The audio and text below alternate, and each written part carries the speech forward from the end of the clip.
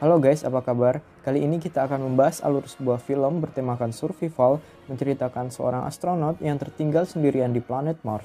Bagaimana cara ia bertahan hidup dan kembali lagi ke bumi? Ini dia The Martian. Film ini berlatarkan planet Mars dan bumi pada tahun 2035, dibuka dengan memperlihatkan sekelompok astronot yang sedang melaksanakan misi eksplorasi di planet Mars bernama misi Ares 3. Beranggotakan 6 orang, tim ini terdiri dari Mark Watney, seorang ahli botani, tokoh utama kita dalam film ini. Kemudian Komandan Lewis, pemimpin dalam misi ini yang juga merupakan seorang angkatan laut Amerika dan juga ahli geologi. Johansson, operator sistem dalam misi ini, Dr. Vogel, navigator dan juga ahli kimia, Dr. Beck, seorang dokter penerbangan, dan Martinez, seorang mayor angkatan udara Amerika dan pilot dalam misi ini. Mereka menjelajahi sebuah kawah di Mars bernama Acidalia Planitia bertujuan untuk mengumpulkan sampel tanah dan batuan di Mars. Mulanya, misi ini berjalan baik-baik saja hingga muncul peringatan badai besar yang akan datang. Sempat terjadi perdebatan mengenai apakah mereka harus membatalkan misi atau menunggu dan bertahan dalam badai. Namun akhirnya diputuskan untuk membatalkan misi tersebut dan kembali ke kapal induk utama yang berada di orbit Mars. Namun dalam perjalanannya menuju MAV, sebuah wahana roket luncur yang digunakan untuk membawa mereka menuju kapal induk, tokoh utama kita Mark tersambar oleh puing antena yang terbawa oleh badai dan hilang dalam badai tersebut. Setelah usaha pencarian yang tidak membuahkan hasil dan dianggap telah mati, akhirnya komandan beserta anggota tim yang lainnya pun memutuskan untuk segera berangkat dan meninggalkan Mark yang hilang dalam badai tersebut. Mark yang ternyata masih hidup terbangun oleh alarm peringatan kadar oksigen yang berbunyi. Ia mendapati dirinya terluka oleh potongan antena yang menancap di bagian perutnya.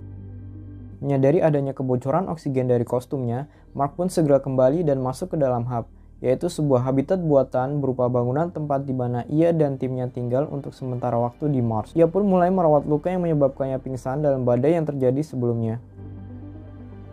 Setelah merekam sebuah video jurnal untuk melaporkan bahwa ia masih hidup, Mark pun berkeliling di dalam hub dan merasakan kesedihan karena kini ia sendirian di planet Mars. Sadar bahwa ia harus bertahan hidup, Mark pun mulai mendata jumlah bahan makanan yang ia punya. Dalam sebuah kesempatan, setelah membuang hajatnya, Mark mendapat sebuah inspirasi untuk menambah stok bahan makanannya dengan mencoba menanam kentang di Mars. Untungnya, ia adalah seorang ahli botani, jadi ia mengetahui bagaimana caranya memanfaatkan limbah kotoran manusia miliknya menjadi pupuk untuk tanaman kentangnya nanti. Tak menunggu lama, Mark pun mulai menjalankan rencananya dengan mengumpulkan limbah kotoran miliknya sendiri, kemudian membuat sebuah greenhouse di dalam hub, dan menambang tanah di Mars sebagai media tanam untuk kentangnya nanti. Setelah semuanya siap, Mark pun mulai meracik pupuk organik dari limbah miliknya sendiri dan mulai menanam kentangnya. Masalah selanjutnya adalah air. Untuk mengairi kebun kentangnya dibutuhkan air yang cukup banyak dan tentu saja itu sulit didapatkan di Mars. Untuk itu, Mark berencana membuat sendiri air miliknya. Caranya, ia memanfaatkan bahan bakar roket yang tidak terpakai, memisahkan hidrogen yang terkandung di dalamnya dengan bantuan katalis, dan menggabungkannya dengan oksigen yang terdapat di dalam hub melalui proses pembakaran.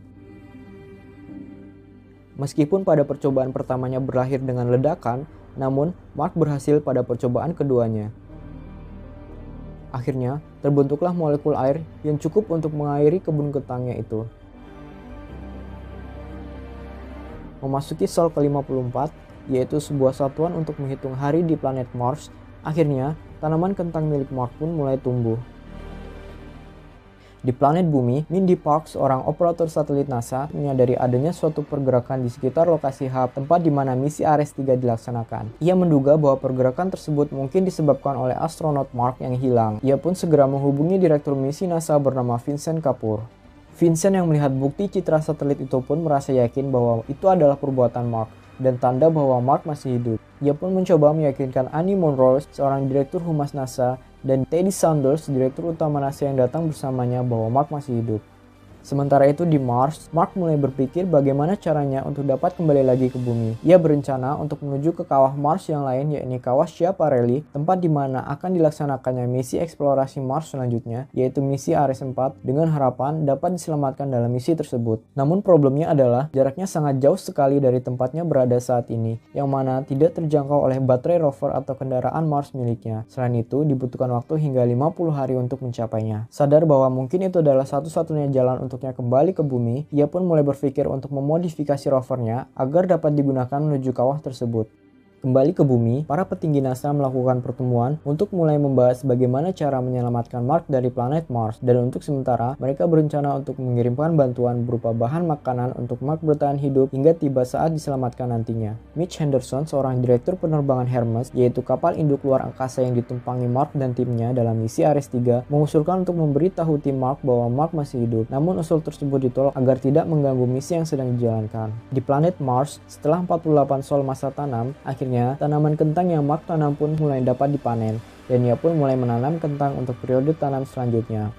Mark yang sadar bahwa ia harus mengabarkan orang-orang di bumi mulai memikirkan suatu cara untuk dapat berkomunikasi dengan mereka yang berada di bumi. Namun untuk itu, ia perlu mencari alat yang dapat ia gunakan untuk berkomunikasi tersebut. Vincent yang memantau Mark dari bumi melalui satelit pada mulanya merasa bingung dengan pergerakan aneh yang dibuat oleh Mark, namun akhirnya ia mengetahui arah dan maksud dari pergerakan Mark dan langsung terbang menemui Bruce untuk mencari alat yang bernama Pathfinder, sebuah alat yang digunakan pada misi eksplorasi Mars terdahulu untuk mengambil gambaran permukaan di planet Mars. Mark pun akhirnya menemukan Pathfinder yang berada di Mars. Ia pun meringkasinya dan membawanya pulang ke lokasi di mana hub berada.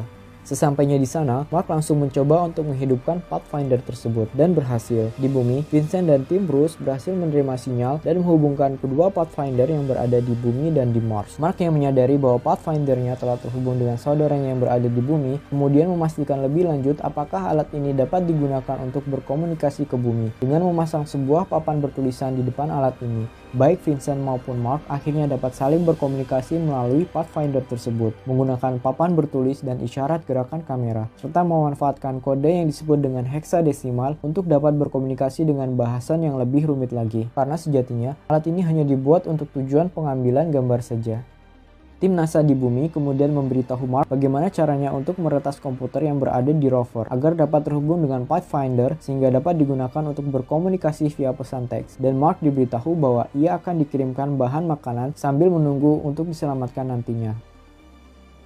Dalam satu kesempatan, Mark marah kepada Vincent karena mengetahui bahwa anggota tim Ares 3 yang lain belum diberitahu bahwa ia masih hidup, yang menyebabkan Mitch akhirnya menghubungi anggota tim Ares 3 yang lain melalui sebuah pesan video dan mengabarkan kabar Mark yang sesungguhnya. Anggota tim Ares 3 yang mengetahui bahwa Mark ternyata masih hidup dan telah 2 bulan lamanya bertahan hidup sendirian di planet Mars, merasa shock dan merasa bersalah telah meninggalkan Mark sendirian. Sementara itu di planet Mars, Mark mengalami musibah yang tidak terduga, di mana ruang pengatur tekanan udara di pintu masuk hub mengalami malfungsi dan meledak, membuatnya terbanting tak karuan dan meretakkan helm astronotnya sehingga terjadi kebocoran oksigen. Mark pun buru-buru menambal keretakan tersebut menggunakan sel tape untuk mencegah kebocoran lebih lanjut. Yang sangat disayangkan adalah musibah itu juga membuat semua tanaman kentang milik Mark mati membeku akibat terpapar dari udara Mars secara langsung. Mark pun mengambil cadangan kostum astronotnya dan untuk sementara waktu tidur di rovernya. Mengetahui bahwa Mark tidak dapat lagi menanam kentangnya di Mars karena semua bakteri yang bersimbiosis dalam tanah ikut mati, tim NASA di bumi pun melakukan pertemuan untuk membahas pengiriman bantuan untuk Mark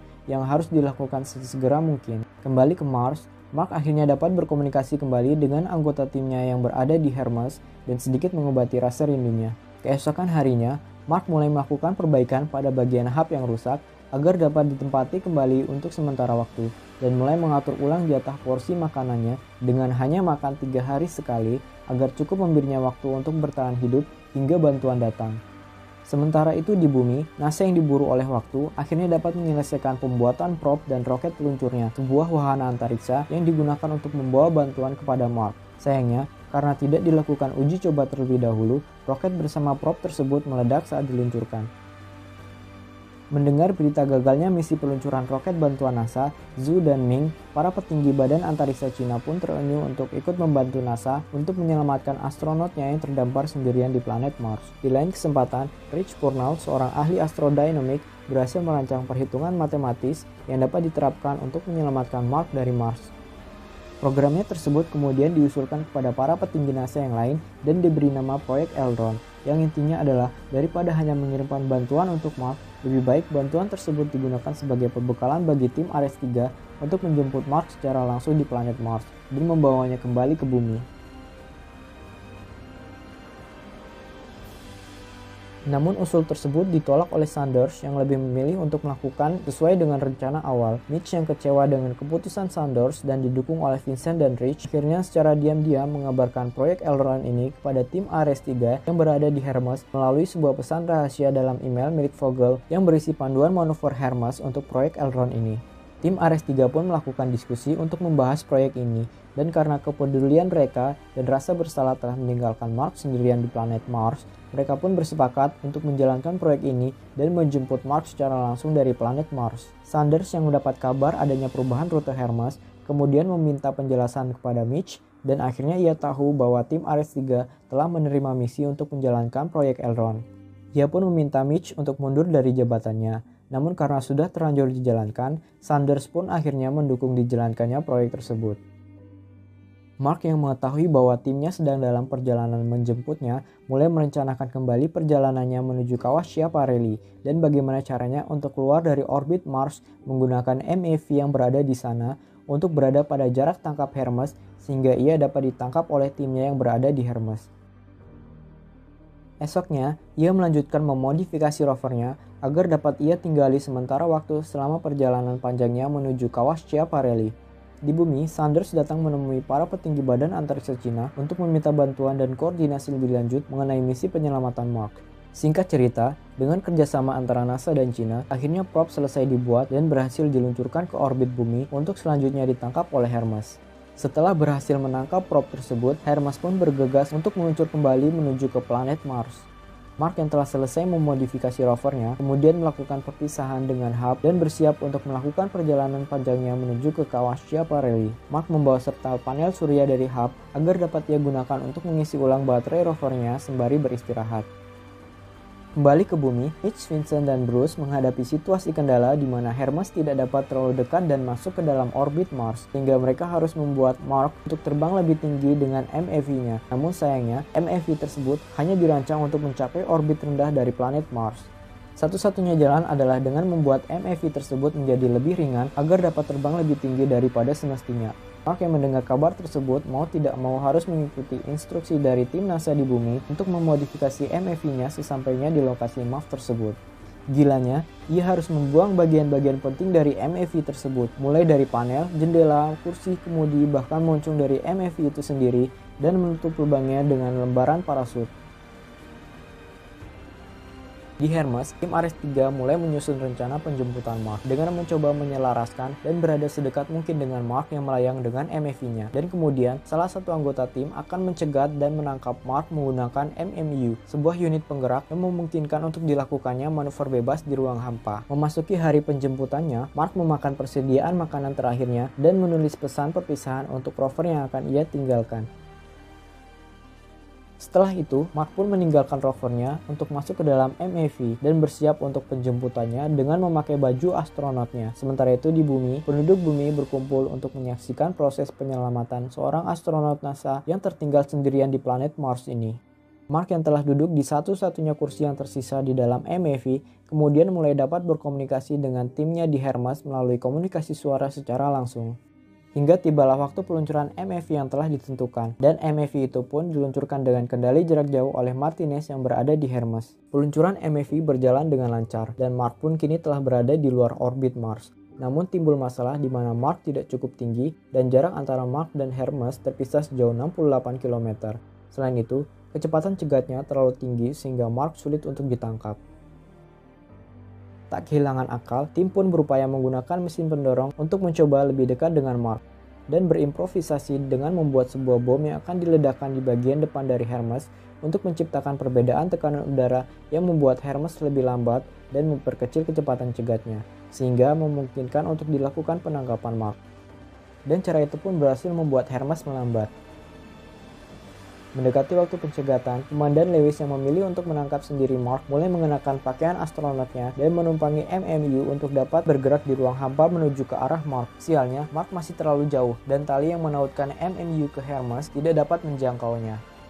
Mark yang merasa harus berbuat sesuatu pun mencoba untuk melubangi kostum astronotnya yang akan memberinya cukup tenaga dorongan dari udara yang keluar agar dapat meluncur di ruang hampa menuju ke arah Komandan Lewis yang menjemputnya. Mark pun berhasil mencapai Komandan Lewis yang menunggunya. Sempat terlepas, namun akhirnya keduanya dapat saling berpegangan. Dan Mark pun terselamatkan. Semua orang pun akhirnya happy.